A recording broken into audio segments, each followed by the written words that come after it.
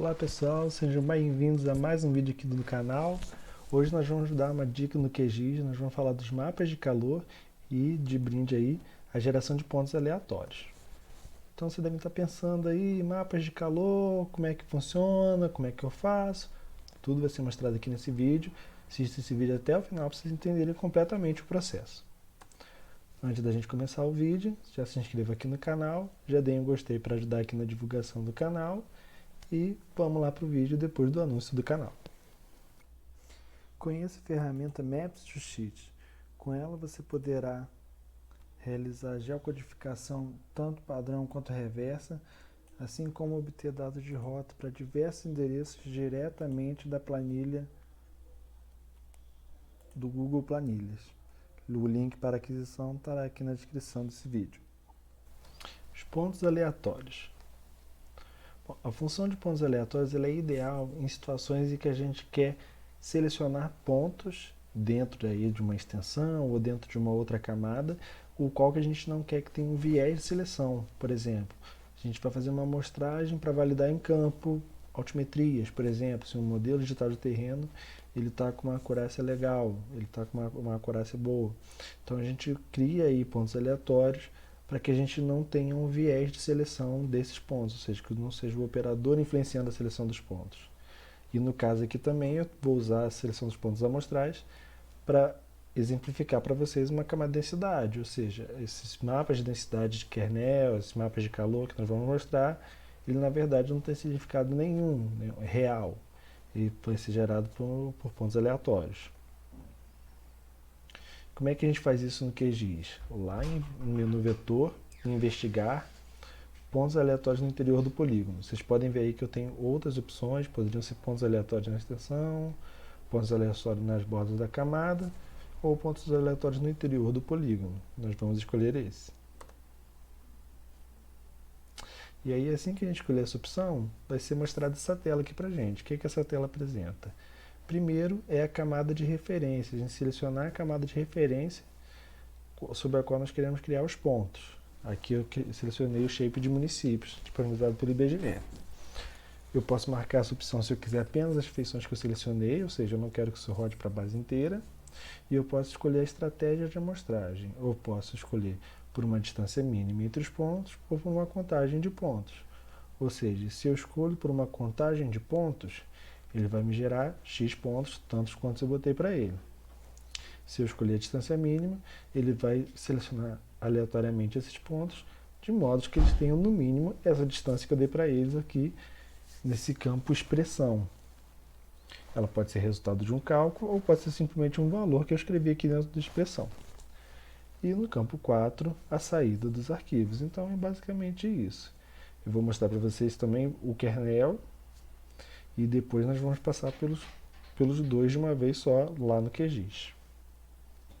Uma outra função legal também de criar dados aleatórios é para eu preencher um campo da minha tabela com valores aleatórios. Essa função aqui eu estou usando dentro da calculadora de campo, em que eu vou colocar range, R-A-N-D, vou abrir o parênteses, vou colocar o meu valor mínimo e o meu valor máximo, ou seja, ele vai me criar valores aleatórios dentro desse range que eu dei para ele, entre 1000 e 5000. Bom, agora vamos falar dos mapas de calor ou mapas de densidade de kernel. Os mapas de calor, eles são um método um estimador de densidade espacial muito interessante, muito importante, que serve para diversas áreas, para geografia, para biologia, para a área de epidemiologia, em que ele serve para a gente poder analisar, avaliar a densidade da distribuição espacial de uma determinada ocorrência. Qualquer ocorrência, qualquer uma delas. E ele, de maneira geral, como funciona? Para cada ponto da minha amostra, eu considero um dado raio, que pode ser variável ou não, ou fixo, entre as amostras, em que para o centro eu considero que ele tem o valor máximo e esse valor decai até a borda. Quando esses raios cruzam, eu somo esses valores. Basicamente é isso. Então é isso que a gente vai estar representado aqui nessa imagem. Eu tenho a partir de um ponto um determinado raio de influência, e o pixel ele é a resultante da sobreposição desses raios. A densidade de kernel ela funciona basicamente dessa maneira.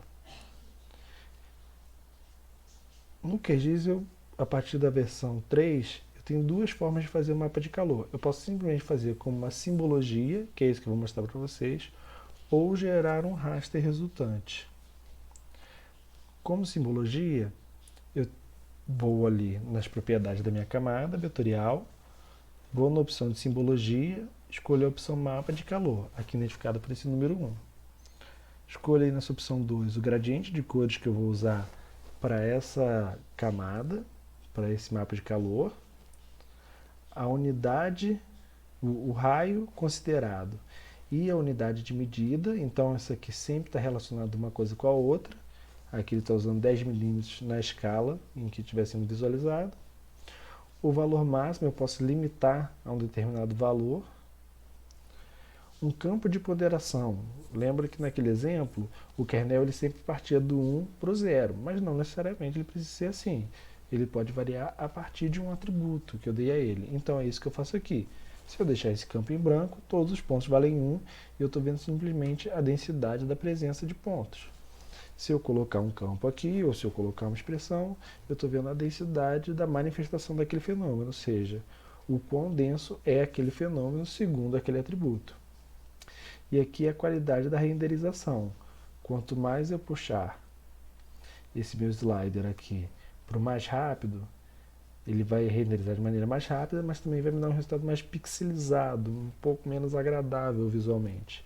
Quanto mais eu puxar para o melhor, mais agradável vai ser visualmente, mas em compensação também vai ser mais lento, ou seja, vai gastar mais do processamento da máquina. Aí é uma questão de escolha, da quantidade de pontos que vocês têm, da área que vocês estão mostrando. Depende muito dos dados que vocês estão manipulando mesmo. Aqui é uma explicação de cada um deles, a gente já passou por eles. E aqui é como fica o resultado tratando da simbologia. Então eu consigo ver aqui a manifestação do fenômeno, no meu caso foram pontos aleatórios, e como ele se comporta. Para uma visualização rápida é bastante interessante. Qual que é o grande problema desse método? Eu não consigo processar informações em cima desse dado, porque ele está apenas para efeito visual, ele é apenas uma simbologia, ele não é um raster. E agora nós vamos falar dos mapas de calor no processamento, aqueles que geram um raster como resultante. Esse é um ponto que deu bastante dúvida na versão 3, porque anteriormente ele era um plugin separado, ele era um complemento à parte, e ele foi incorporado ao core do programa, ou seja, ele está agora na instalação padrão do programa. Só que ele não está mais na mesma guia que ele estava antes. Antes a gente tinha na guia do raster uma opção de interpolação e o mapa de calor estava ali. Agora eu consigo encontrar dentro da caixa de ferramentas de processamento. Então eu vou lá em processar, abrir a caixa de ferramentas, filtrar por calor e aí eu encontro a informação, o algoritmo aqui dos mapas de calor, ok? E aí ele vai me abrir essa tela. A primeira opção é para escolher a camada sobre a qual eu estou fazendo a minha análise. A segunda opção é para escolher o raio e a unidade de medida, conforme a gente fez na simbologia. A terceira, e aqui já começa a ficar diferente, eu vou escolher a minha resolução de saída. Eu posso alterar o número de linhas, e aí o número de colunas e o tamanho do pixel vão automaticamente, eu posso alterar pelo tamanho do pixel. Eu sempre recomendo que vocês alterem pelo tamanho do pixel, porque é uma unidade mais palpável. Eu sei que o meu pixel tem que ter 10 metros de resolução, 20, 15. Fica mais fácil vocês manipularem pelo tamanho do pixel. E aqui em parâmetros avançados, eu consigo alterar essa forma básica do kernel. O quarto item aqui, é eu fazer com que o meu raio seja variável por um atributo. Então, digamos que eu tenha determinado tipo de manifestação, por exemplo, um vetor epidemiológico, que eu saiba que esse vetor epidemiológico ele consegue atingir um determinado raio. A área de voo de um mosquito, a área de dispersão de um poluente, enfim, do que for o problema aí que vocês estiverem tratando. Então eu poderia nesse campo, nessa opção, atribuir para cada ocorrência um raio, ou raios padrões para cada tipo diferente, e usar esse campo como um campo de raio, que vai me dar raios diferentes. O 5, ele me permite criar pesos diferentes. Aí é igual a gente vê lá na simbologia. Aqui é o que eu determino quanto que vale o meu centro, o centro da minha amostra. E ele vai decair conforme for se afastando daquele centro. Aqui, o kernel shape, depois eu vou explicar um pouquinho melhor para vocês, que isso também altera. A razão de decaimento vai ter a ver com esse kernel shape e o escalonamento dos valores. Eu particularmente sempre prefiro o bruto, mas vocês podem também vir escalonado e ele vai dar uma arranjada melhor nesses dados. E o 9, eu defino aí para onde eu vou salvar a resultante desse algoritmo. Bom, aqui era só explicando cada um daqueles pontos. O kernel shape, eu tenho algumas formas em que essa razão de decaimento ela é distribuída do centro para a borda. Ela não necessariamente ela é sempre igual.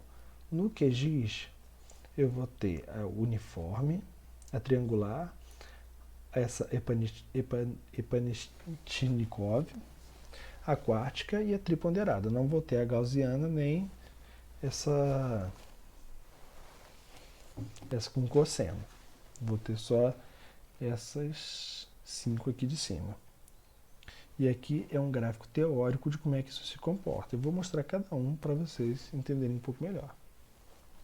Então, para a gente poder ilustrar o resultado de cada um deles, para vocês perceberem visualmente a diferença de cada uma dessas escolhas, eu fixei um certo cenário, ou seja, o mesmo conjunto de pontos aleatórios, mesmo raio de 1 km, a mesma resolução de 50 metros, sempre em dados brutos e sempre com a distribuição em quartis. Bom, o primeiro é o kernel quártico.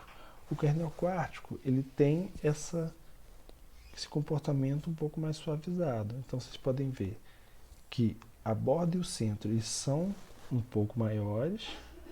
Né? Aqui para esse cenário de um ponto, eu botei sempre a mesma distribuição em 5 intervalos iguais. E eu chego a uma certa configuração aqui. Vocês podem ver que o histograma dele tem uma concentração nos valores menores, cai abruptamente e depois ele vai mais suavizado, ou seja, eu vou ter uma borda muito alongada e um centro muito alongado. Já o kernel triangular, ele vai dividir um pouco melhor a amostra. Vocês podem ver que os valores centrais aqui, eles têm uma presença maior. Então eu tenho aqui cada círculo de valores de extensões aproximadamente iguais. Esse é o kernel triangular. Quando eu considero apenas um ponto, ele tem esse tipo de resposta. O kernel uniforme, ele já considera que todo raio tem o mesmo valor. Ou seja, eu não vario do centro para a borda. Todo aquele conjunto vai receber o mesmo valor ali para mim. O kernel triponderado, eu já aumento bastante a periferia, né? Aquela parte é considerada zero. E em compensação, eu também aumento um pouco o centro em detrimento ali dos valores medianos, os valores do meio. E o kernel Epanichnikov, eu aumento bastante o meu centro. Ou seja, eu tenho uma curva aqui em formas de parábola. O meu centro, até o meu centro, eu tenho uma distribuição, uma acumulação bastante grande. E eu caio bastante em relação à minha periferia. Então aqui eu tenho os 5 métodos para mostrar para vocês que, apesar deles mostrarem uma tendência bastante semelhante, as zonas de concentração elas têm uma distribuição bastante semelhante, vocês podem ver que no detalhe, no valor sensível do dado, ele vai dar um resultado bastante diferente. Então é interessante vocês terem isso em mente quando vocês forem escolher, para vocês escolherem um método que melhor represente o problema de vocês. Bom, agora vamos lá mostrar os procedimentos no QGIS? Então vamos mostrar aqui na tela do QGIS como a gente faz cada um desses procedimentos. Aqui eu já dei um zoom para a área no entorno de Belo Horizonte e selecionei o município de Belo Horizonte. Então a primeira coisa que eu vou fazer vai ser gerar os pontos aleatórios. Vou vir aqui em vetor, investigar, pontos aleatórios no interior do polígono. Aqui eu vou escolher apenas as feições selecionadas e a estratégia mostrar de contagem de pontos. Vou escrever o valor 1000 aqui, que eu quero que ele crie 1000 pontos para mim. Vou mandar executar. Aqui rapidinho, ele criou 1000 pontos aleatórios para mim. Agora, vou fazer o seguinte, eu vou salvar esse dado aqui, clicar com o botão direito na opção exportar e salvar feições como.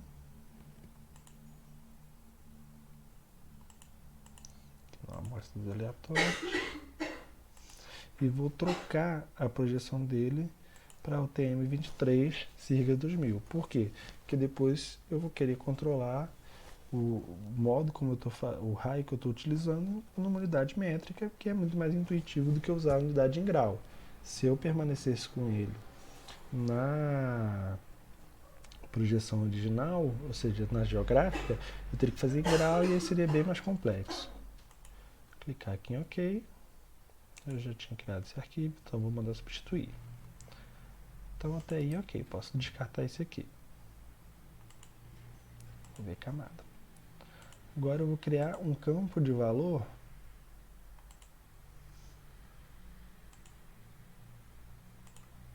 clicar aqui nesse símbolo do ábaco, abrir a calculadora. Vamos criar um campo de valor e vamos colocar a expressão aqui para que seja um número aleatório entre 1 e 5.000, por exemplo. Então aqui na prévia de saída ele já me deu que o primeiro vai ser o 2773 e ele vai preencher assim para todo mundo. Então aqui vocês podem ver que a cada valor ele associou aleatoriamente um número.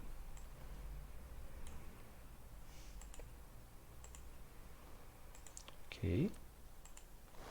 Bom, agora eu já tenho meus pontos amostrais. Vamos criar mapas de calor em cima desses pontos. Primeiro, vamos lá na opção de simbologia. Então, vem aqui, nas propriedades da camada, simbologia, mapas de calor. Correto. Vou alterar a minha unidade para a unidade do mapa, que é em metros. E vou alterar meu raio aqui, digamos, para 600. Vou botar uma paleta aqui que dê uma diferença melhor. Ok, vou aplicar. Então aqui eu tenho um mapa de densidade. Inverter o gradiente aqui. Ou seja, as zonas vermelhas são as zonas onde eu concentro mais esses pontos aleatórios. Se eu quiser melhorar a qualidade, posso levar aqui para o melhor. Deixa eu aumentar um pouco esse raio para ficar um pouco mais sensível à nossa visão. Então vocês veem aqui que eu já consigo identificar algumas manchas de densidade dentro dessa amostragem aleatória. Se eu quisesse, poderia também usar o campo de valor.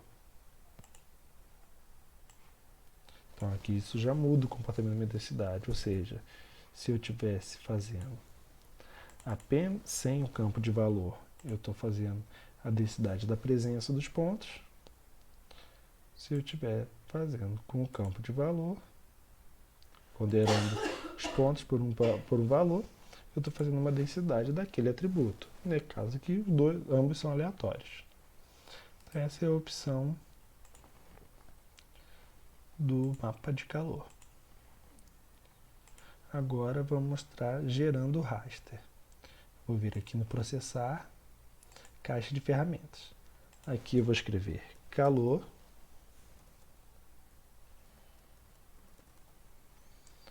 Vocês veem que ele já filtrou aqui para mim para esse algoritmo do mapa de calor. Então, amostras aleatórias. Vou aumentar o raio aqui para 1000 metros. Tamanho do pixel para 50. Se eu quisesse, poderia trocar aqui o ID, por exemplo, para ser o raio, mas não vamos fazer isso não. Poderia também botar um campo de peso aqui também. Posso alterar a forma do kernel. Escolhi esse último aqui. E como o valor vai ser escalonado. Mando executar. Ele criou aqui para mim na forma de um raster. Ou seja, eu tenho os valores aqui já como raster. Posso vir aqui nas propriedades. Terá a simbologia dele para falsa cor. Eu particularmente gosto mais de usar esse método discreto, porque ele fica mais com aquela impressão como um mapa ipsométrico, né, com classes bem definidas. Ele não fica como se fosse contínuo. Intervalo igual. E aplico. Então aqui eu tenho um mapa de densidade também, onde minhas áreas vermelhas são as áreas de maior manifestação aí do fenômeno. Então a lógica é basicamente essa. Eu agradeço a vocês que assistiram esse vídeo até aqui. Muito obrigado e até um próximo vídeo aqui do canal. Eu agradeço a todos vocês que assistiram esse vídeo e peço que caso esse vídeo vocês tenham gostado, tenha ajudado vocês de alguma forma, que vocês compartilhem nas suas redes sociais, os seus contatos, que isso ajuda demais o canal a crescer. Obrigado.